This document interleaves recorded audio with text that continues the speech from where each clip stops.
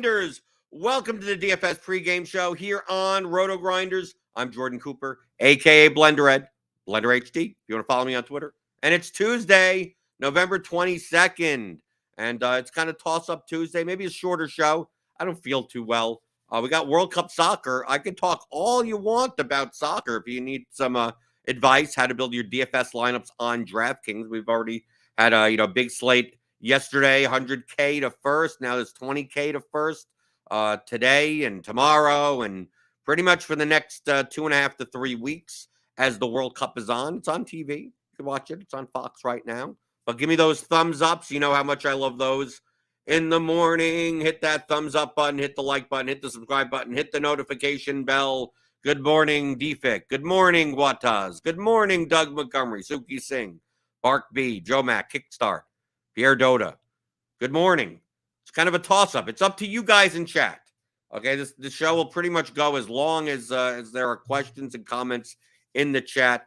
It's kind of a light Tuesday. We got a 4-game NBA slate later today. The Thanksgiving slate for NFL is coming up on Thursday, and then we got these 3-game soccer slates. And I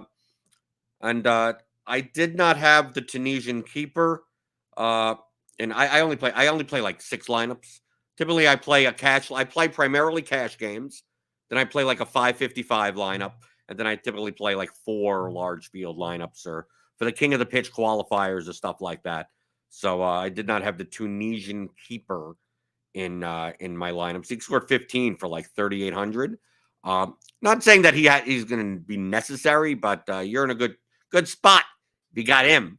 But I did play Eriksson in most of my lineups because, when you're the monopoly set piece taker of a minus 170 favorite, you probably should take that guy, right? Also on penalties, right? You have to identify those types of players. And then we also had like Anis Ben Slimani. He put up like 6.5 points. He came off at the 66th minute, but he was on he was the primary set piece taker for Tunisia, and he was only 3K. So it's kind of like the value play of the slate. But now the Mexico-Poland game's going on. I know I don't got that much of this game in some GPP lineups. This is more of a GPP game. I got the goalkeepers. Then I got some Poland, Matty Cash, Zalewski, some Zielinski, and then So I got like 1 or 2 lineups with like Vega. I didn't play Lozano. Of course, he's Chucky Lozano. He's going to score. But the total in this game was the lowest total out of the 3, which of course means it's going to be 3-3, right? Because we saw. You could have saw it early in the morning, 5 a.m. Argentina minus 1,000 favorites over Saudi Arabia. I don't even think Saudi Arabia has ever gotten a World Cup win at all. They barely ever made the World Cup. I don't think they have a win ever in the World Cup, and they beat Argentina 2-1. They had 3 total shots in the entire game, and they scored on 2 of them. Argentina Messi's never going to get a World Cup, right? He's never going to get a World Cup win because Argentina, good team, but they kind of blow it. Netherlands is kind of that way also. Great team, and then they blow it somehow. DFIX says, DK locked my account all day Sunday due to the issues they were having. I had placeholders for like King of the Peach entries, maddest I've ever been playing DFS.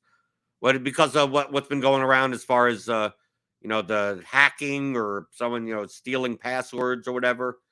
Yeah, if you use like e-checks or, the ACH transfer, if you use poker sites or sports betting stuff with your bank account, I believe that's what I've seen. It seems like there's more press about it than I think there's actual money being stolen, right?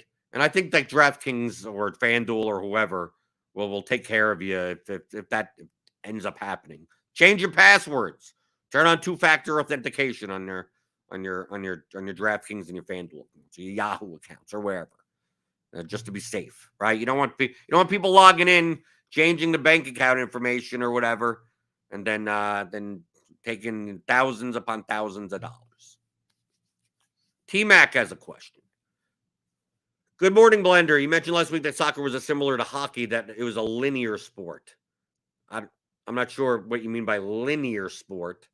Can you explain what you mean by that? Can you explain what you mean by linear sport? I'm not exactly sure what I said.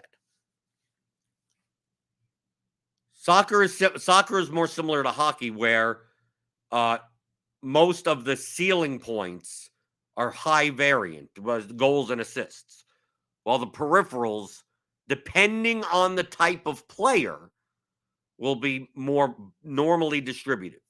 So basically, when you look at projections in soccer, you're seeing mean projections. You're seeing the middle, but you're not seeing the distribution of how you get to that middle. And there is a wide variety of players, playing types, that are more likely to get peripheral points and ones that are more likely to get goals and assists. So the ones that are more likely to get goals and assists typically have bimodal distributions, meaning that either they get 4 or they get 18, but they don't get 10 that often, right? They don't get 9 that often. They don't get somewhere in the middle. But for guys that are like wide winger players, attacking fullbacks, set piece taking players, they're going to get more consistent crosses, more consistent chances created, more consistent fouls drawn, stuff like that. Where we saw today, I mean, Christian Eriksen put up 19 points. He didn't have a goal, didn't have an assist, because he's the monopoly set piece taker for Denmark, and they got like 14 corners and a bunch of free kicks. So he got like 15 crosses, 4 shots assisted. I think one shot on goal. Like, so that type of player, like, they could score a goal's worth of points is 12. So someone like Eriksen could score a goal and a half's worth of points without a goal or an assist. While you have like forwards, center forwards primarily. So if we take just look at raw fantasy points. Like Christian Eriksen in our projections had a mean projection of 17.6. Olivier Giroud has a mean projection of 13.41 at 9K.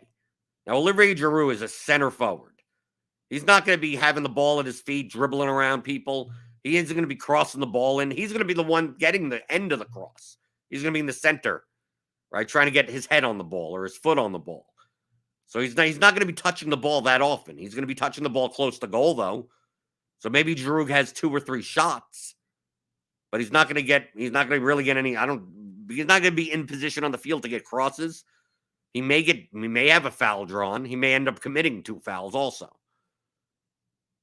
Probably not passes intercepted, tackles 1. He's not going to have many peripheral points. So his 13 is more of the fact that he has like a 45% chance of scoring. And like 15% of the time, he scores 2 goals. So all of that is incorporated into this 13.41 mean projection. So in a game that he has no goals or assists, most likely he scores like 4 points. If that. So I mean, he may have 2-point games, 3-point games, 1-point games. He rarely will score like 10 or 9. He may score 12 or 13. 1 shot, 1 goal. There you go. You're done. Maybe a foul drawn. There's 13 points right there. So like guys like that are typically ceiling plays because they also have the ability to get 2 or 3 goals. But someone like Griezmann, for instance, Griezmann projection is 16.54 for France. Now, Griezmann takes a majority of France's set pieces, which means he'll take corners and free kicks. He's also going to play in the hole. Most likely he's going to play in like the 10 position. So he's going to have Mbappe on one side, forward of him, and Giroud on the other side, forward of him. Or they may play Mbappe on one side and Griezmann on another and Giroud in the center. But he's going to have the ball at his feet a lot more. So he's going to get the ball and he's going to be moving around. He's going to be getting a lot of passes. The midfielders and the defenders are going to be passing the ball centrally to him. And he's going to be distributing the ball to the forwards, which means he's going to have more opportunities to create chances, more opportunities to draw fouls. And then because he's also on free kicks, he'll get a shot, shot on goal there. Corner kicks, he'll get crosses and potentially chances created there. So like Griezmann could get to his 16.54 mean projection without a goal, without an assist. While someone like Mbappe, right, who is 16.18, he may take a corner or 2. He may. He probably is not on penalties. Griezmann is on penalties most likely. So Mbappe plays with the ball at his feet also. He gets fouled a lot as well. So he has a little bit higher of a floor than Giroud. But Mbappe's is 11.6K. A lot of his 16. His goal scoring odds, I think, are 58%. I think he's like minus 120 or something to score. Which means like maybe 25%, 22 to 25% of the time he scores 2 goals. And like 8% of the time he scores 3 goals. Now, 3 goals, he's going to be putting up like 40 points. So that's included in that mean projection. So if you're playing something like cash games, you're typically focused more on guys like Eriksen and Griezmann and less on guys like Giroud or Lewandowski, Kasper Dolberg, those types of guys that really most of their points, most of their projection comes from when they score a goal or when they're involved in a goal, whether it be a goal or an assist. While guys like Eriksen, Griezmann, Vega, even Zielinski, Luis Chavez, I guess. Some of these guys, even Dembele, right? If he was in for France, I'm not sure if he starts today. Lozano and Vega, because they're wide. Like Mexico is lining up with Martin in the middle, Lozano on one side, Vega on the other. And Vega will take a partial, Vega and Chavez will likely take their set pieces. But Lozano is very active on the other wing, so he'll send in some crosses. He'll draw fouls. He'll do stuff out there. So he has a little bit high. He has a higher floor than like Martin, who's 6,600. Right? He has a 7-point projection. He's also only projected to play 70 minutes because he probably gets substituted at some point. So like Henry Martin, like he rarely ever gets 7 points. He's gonna get you 12, 14, or he's gonna get you 2. But someone like Lozano and Vega, they're more likely, without a goal and assist, maybe they show up with 8 or 9 points. Maybe they don't hit 12 without a goal and an assist, but they're more likely to get you 8-ish just on peripherals. So that's the difference. So like, I don't know how that compares to hockey, but like the guys that are more likely to whip the puck in or shoot from the wings or something, I guess those have higher floors. I guess the centers have higher floors. It's not exactly like hockey, but it's very similar. Like home runs in baseball, like touchdowns in football. That's what goals and assists are in soccer. And hockey is higher scoring than soccer. So in hockey, an average game probably has 4 or 5 goals. Most of the totals in these World Cup games are 2, 2.5. So if you're playing cash games, typically you think in terms of if all the games were 0-0, what would be the best producing lineup? So like if we just were to optimize, like right now, based on our current projections, obviously the Tunisia-Denmark game, already happened. But like if you play like the optimal lineup, like right here, this is our projected mean optimal lineup of 88.28. But I didn't play this lineup in cash. It has Griezmann, it has Eriksen, but I'm not going to play Skov at 8,300. I'm not going to I don't even know sure if Dembele is even going to start. Then you have the lowest price keeper who could easily put up, his mean is 6. But 20% of the time, he puts up negative points, right? Because he's the biggest underdog goalkeeper. He lets in 3 goals. He has no saves, minus 6. But there are also a lot of times that he lets in 3 goals and also has 7 saves and has 2 points. Or he lets in 1 goal and has 4 saves, and he ends up with 6 points. So his range of outcomes is much wider, even though his mean is 6. Eriksen and Griezmann, those guys are fine for cash games. Skov has a better floor than Dolberg for Denmark because he does play wide, but it's a pretty hefty price at 8,300 to play for a guy that has maybe like a 6-point floor and much less goal scoring odds than like someone like Dolberg. So like I wouldn't play this lineup in cash. Like this was not my cash lineup. Right? You're probably going to play Ben Slimani, a 3K set piece taker for Tunisia, Eriksen and Griezmann in this lineup.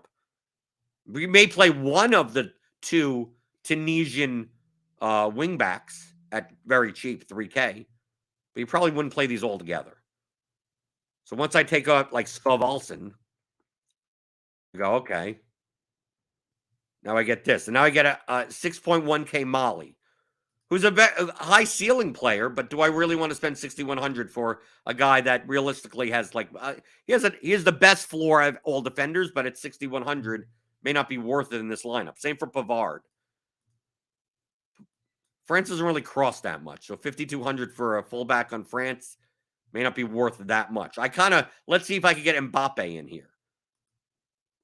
Right, so if I could get Mbappe in here to fill 2 forward spots, because you're not going to find really any other forwards that have a floor other than goals. So why not play the best forward when there's value on the slate? So I could lock Mbappe in, and I get a lineup like this. This looks more like my lineup. 85.45. So you only sacrifice like 1 point in mean, but this lineup has a much higher floor. And if you didn't want to play Ryan at goalkeeper, because his range of outcomes is quite wide, you take him out. You get Dahmen in there. You could play this lineup. This would be a great lineup with Drager and Zalewski. You play Lucas Hernandez in there, who should start as fullback for France. And this is more like a cash lineup, right? So 84.92, right? We get rid of all of this. And we go back to the optimal. The optimal is 88.28. It's like, wow, that's 4 points less. 3.5 points less. But it's soccer. But how much of a lot of these projections are based on goals or very wider range of outcomes? So that's why, like, playing the projected mean optimal in soccer is much different than an NBA, where all the NBA players are fairly normally distributed, type of projections. Soccer players are much different from one another. A&S Comedy didn't have enough of England last night. Tilted my face off all tournament. Still had fun with it though. Yeah, well, I mean, it's rare to see a 6-2 World Cup game. You needed Saka, right? You needed Saka. You needed Taremi. You needed the 2 goals from Iran. Soccer is very varying when it comes to goals, because really anyone on the pitch could score. Now, some are more likely to score than others. But especially with all these set pieces, corner kicks, free kicks, I mean, some of these cheap defenders, there's going to be like 5-6 guys in the box going up for a ball. The defensive midfielders are probably not up there, but it's the taller guys. Okay, anything else? Kind of explained that about soccer. I've explained this stuff before. Like I said, it's a short show today. If you got anything in the YouTube chat, let me know. Because other than that, I mean, World Cup's going on right now. I mean, I don't even know what's going on. Did anyone score in the? I don't think so. Did anyone score in the Mexico-Poland game yet? Probably not. 2 underperforming teams. I mean, Poland could look good at times. I mean, both these teams could look good at times, but very inconsistent. A&S Comedy says, I love soccer, MLB, and NHL because they're most varied. I feel like I'm more willing to fade chalk than the field in the lower stakes. Yes.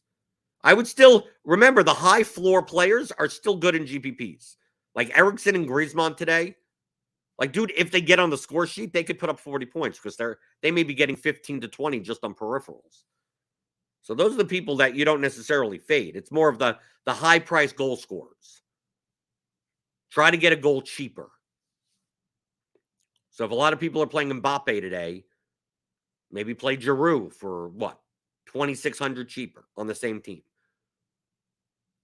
Take a shot on Dolberg. I know he didn't score, but he was 6,400. If you could get a goal cheaper, that's the GPP stuff to do. You're not saying that Mbappe doesn't score, but at 11.6, he needs to score twice to kill you. It's like Derrick Henry, right? Any high-priced goal scorer like that is like Derrick Henry. Like, yeah, most of the time, he doesn't kill you, but every once in a while, 40-plus points, and you're dead. Those are that's what those types of players are. You're not going to get that out of, like, defensive midfielders. Thomas Delaney ain't going to show up with 2 goals. Right? You're not going to kill, and he's going to be nothing owned. So it may not even be in the winning lineup anyway. T-Mac says, what's the best statistical indicator of a bimodal distribution? Well, in our projections, you're not going to be able to see it. Probably goal scoring odds in relation to their projection, I guess, maybe. The more goal-dependent players.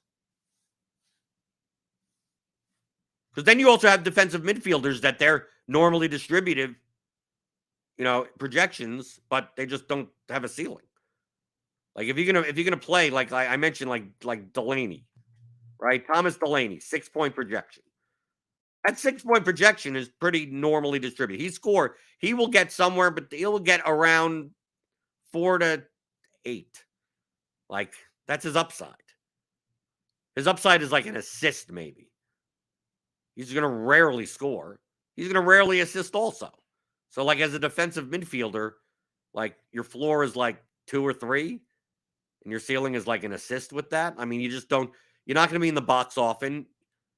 You may get like 2 tackles won, a foul drawn, a foul committed, maybe a deep shot every once in a while. Like, it just, the standard deviation of someone like Thomas Delaney is low. But the distribution is kind of like this. It's like there's really no ceiling there. But the forwards, typically, if you look at the formations and you go, whoever's central and forward typically has a much higher standard deviation.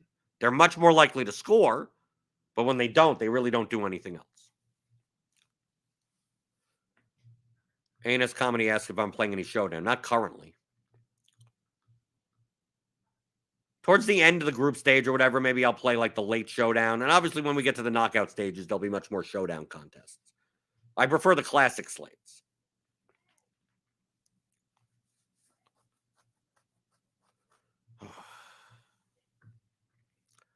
Anything else? It'll be a short show. Nice little World Cup show. Nice little Tuesday primer for the World Cup. I see a lot of people playing. We have a World Cup channel in our Discord. We have World Cup projections. We Alex and Sean do a show every night. Or they try to do a show every night to run down the next morning slate. We got everything, and they get updated. And when the starting 11s come in, the projections get updated. So you sign up and go in the World Cup channel. And I know Tuttle's in there, and because Tuttle plays soccer. Got Sean and Alex. Fear My Turtle, PSU fans, they're in there. Even Chop is in there playing. So why don't you come and join us? Click on the link in the description. Get a combo premium subscription. You don't have to just get the soccer stuff. Get NBA, get NFL, get PGA, get everything. MMA. Get everything. Get $10 off your first month by clicking on the link in the description and join. You can mention me in there. I'm in the World Cup chat. Right? What are they talking about now? Yeah. They're updating lineups or whatever.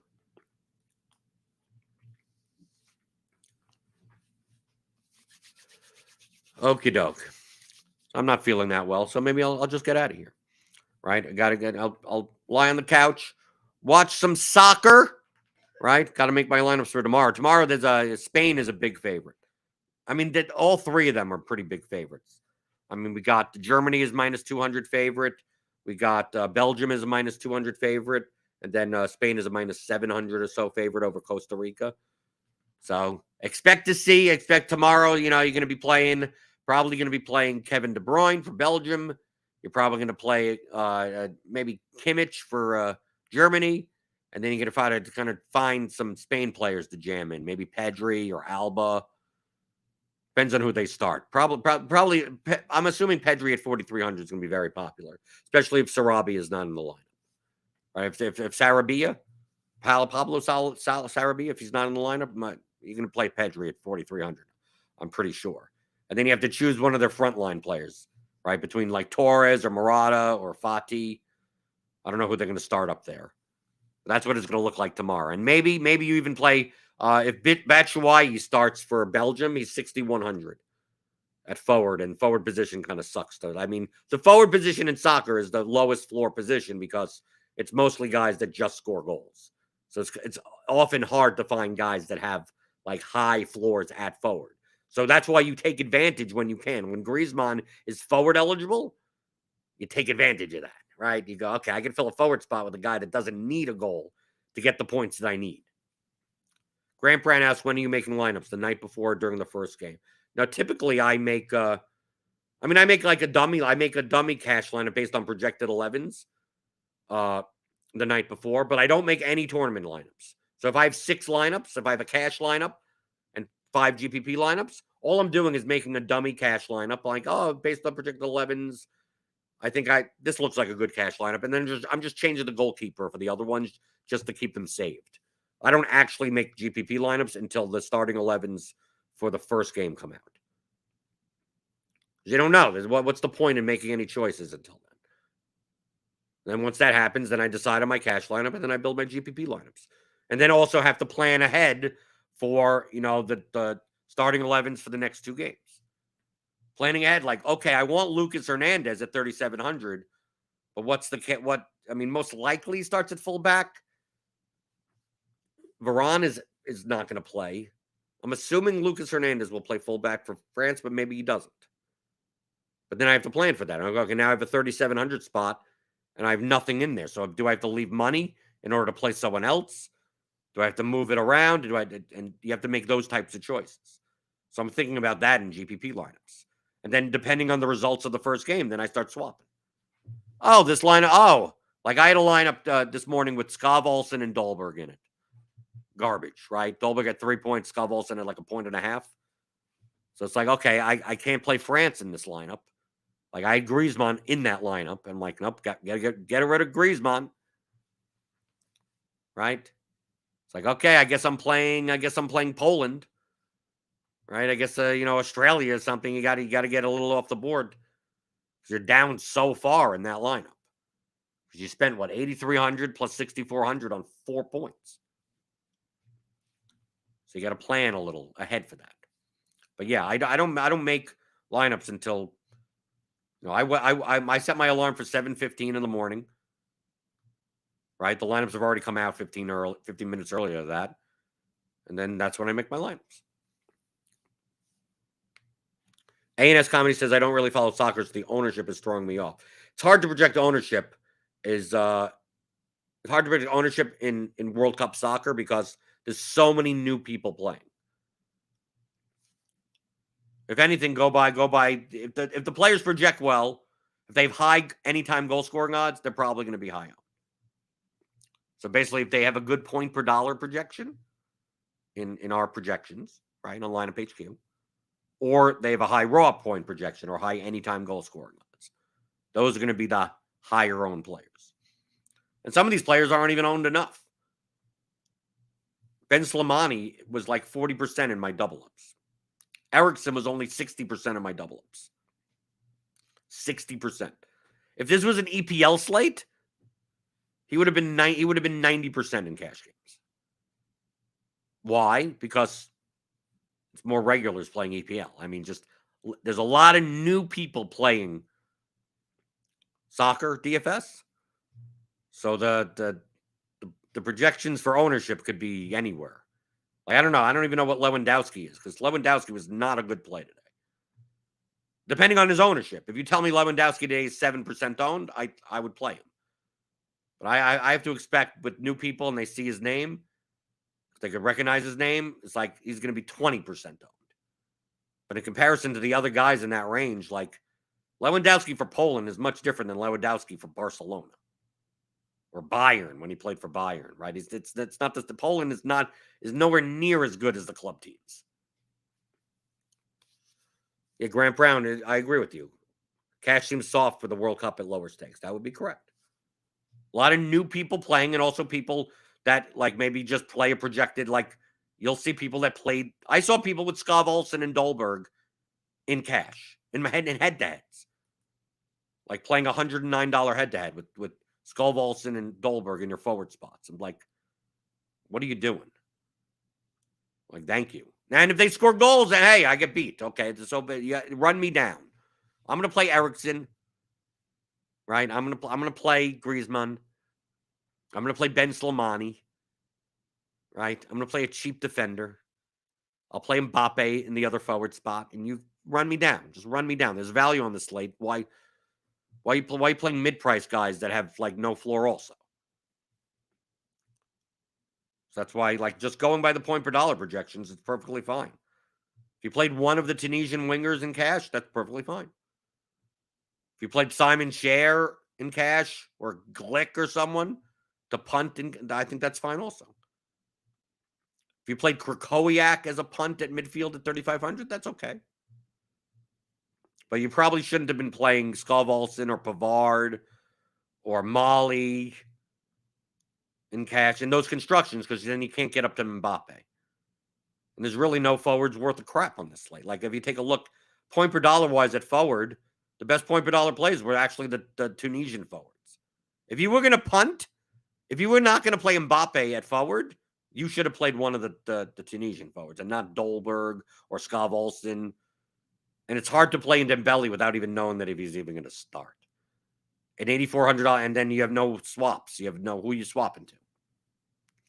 You'd have to leave 600 just to get to Giroud. If you played Lozano in cash, you did something wrong.